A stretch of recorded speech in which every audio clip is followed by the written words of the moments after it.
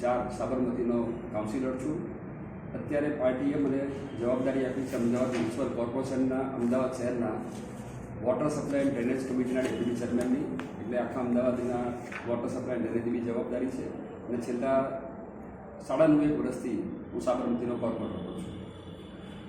Sabarmati ward number 4ના લોકો માટે તમારી ભૂમિકા અને તેમને વોર્ડ માટે શું પ્રાપ્ત થાય તે માટે તમે આપણે શું કાર્ય કર્યા છે આ 4.5 વર્ષ? ટોટલ મને 9.5 વર્ષ થયા કોર્પોરેટર બને. 9.5 વર્ષમાં રસ્તા તો સમજો આજે કર્યા, 4 વર્ષ પછી પાછા ફરી કરવાના આવે, પણ જે બેઝિક જરૂરિયાત છે પાણી, તો મારા કોર્પોરેટર બન્યા પછી આ 9.5 વર્ષમાં 2 નવી પાણીની ટાંકી બનાવી, એક મોટેરા પાણીની ટાંકી બનાવી, એક અરમ આપણા એમટીએસ ડેપોની પાછળ પાણીની ટાંકી બનાવી, રામનગર જે વર્ષો જૂની પાણીની ટાંકી હતી એનું એક્સટેન્શન કર્યું.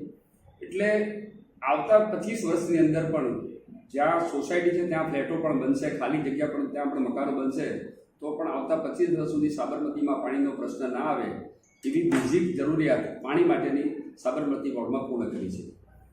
સાબરમતી વોર્ડમાં સ્નાનાગર જૂનો હતો એનું નવીનીકરણ કર્યું છે. સાબરમતી વોર્ડમાં એક કોમ્યુનિટી હોલ હતો એનું નવીનીકરણ કર્યું છે. જુદા જુદા એરિયામાં લગભગ 3 થી 4 ગાર્ડન નવા બનાવ્યા છે. સ્મશાન જે વર્ષો જૂનું છે એનું ટેન્ડર થઈ ગયું છે, એ ટૂંક સમયમાં એનું કામ પણ ચાલુ થશે. એક જૂનું જીમ હતું એ પણ એની જગ્યા બદલી નવી જગ્યાને તૈયાર કરી દીધું છે, ટૂંક સમયમાં એનું ટેન્ડર કરવામાં આવશે.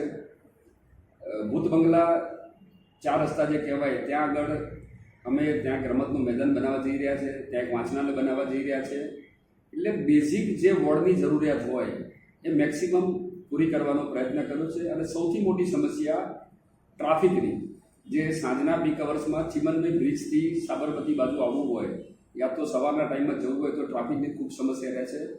તો ધારાસભ્યશ્રીના પ્રયત્નથી અમે લોકોએ બ્રિજ એક્સપાન્શનનું કામ પણ ટૂંક સમયમાં ચાલુ કરી રહ્યા છીએ. બીજું, સાબરમતીથી કેમ્પ બાજુ જવા માટે રબર કેમ્પ બેરેજ બ્રિજ એનું પણ કામ ચાલુ થઈ ગયું છે. એટલે ટૂંકમાં ઓવરઓલ સાબરમતીનો સંપૂર્ણ વિકાસ થાય એનું અમે સંપૂર્ણ ધ્યાન રાખીએ. ભાઈ, ઉનાળુ ઋતુ ચાલી રહી છે અને પાણી પુરવઠા અને તેના દબાણોને લઈને વિસ્તારોમાં પ્રશ્નો ઊભા થાય છે અને તે માટે પાણીની અછતનો સામનો કરવા માટે મ્યુનિસિપાલિટીની આ વર્ષે કઈ યોજના હાથ ધરવામાં આવી છે? મેં તમને હમણાં જ કીધું એમ કે સાબરમતીમાં પાણીના સ્ટોક માટેનો કોઈ જ ઇસ્યુ નથી. આ એક રામનગર ગામવાળો વિસ્તાર છે, ત્યાં નેટવર્કના ઇસ્યુના કારણે થોડો પ્રોબ્લેમ થઈ રહ્યો છે, પણ એ ટૂંક સમયમાં એને સોલ્વ કરી દઈશું. બાકી શિયાળો, ઉનાળો, ચોમાસું હોય, પાણી પુરવઠાના લઈને સાબરમતી વોર્ડમાં કોઈ ઇસ્યુ નથી. તમે હમણાં ટ્રાફિકની વાત કરી, તો ટ્રાફિક ચીમનભાઈ બ્રિજનું એક્સપાન્શન આપ કરી રહ્યા છો, પરંતુ જે મેઇન એરિયા છે રામનગરનો જે છે સાપનાથ, એક સમયે ત્યાંથી બસ જતી હતી. આજે એક 2 વ્હીલરને લઈ જવું હોય તો બી તકલીફ પડે છે. એટલે સાબરમતી એ જે શાક માર્કેટનો એરિયા છે ત્યાં જે દબાણો, જે લારીઓ અને ગલ્લાવાળા ઊભા થઈ જાય, તેથી ચાલવું પણ મુશ્કેલ થાય છે. તો એના માટે એ ટ્રાફિક જે સમસ્યા છે આમ જનતાને, હું મારી જ વાત કરું તો હું ત્યાંથી નીકળતો જ નથી કારણ કે ટ્રાફિકના કારણે. તો એ જે સમસ્યાનું નિવારણ આપણે ક્યારે અને કેવી રીતે લાવશું? ચીમનભાઈ બ્રિજ સિવાય સાબરમતીમાં 3 સ્પોટ એવા છે કે જ્યાં ટ્રાફિકની સમસ્યા તમારી વાત સાચી છે.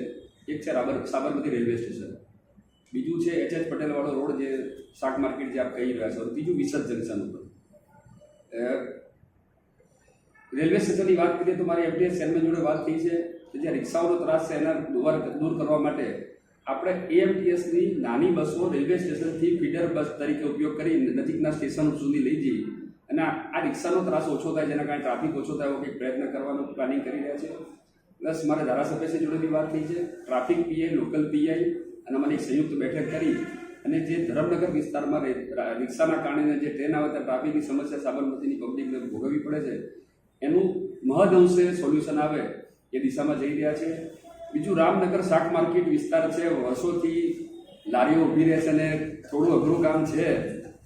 હું સાચું જ કહીશ, પોલિટિકલ આન્સર નહીં આપું, પણ અઘરું કામ છે, પણ એ દિશામાં બી કંઈક સારું થાય, સોલ્યુશન થાય એ માટે અમે પ્રયત્નો કરી રહ્યા છીએ.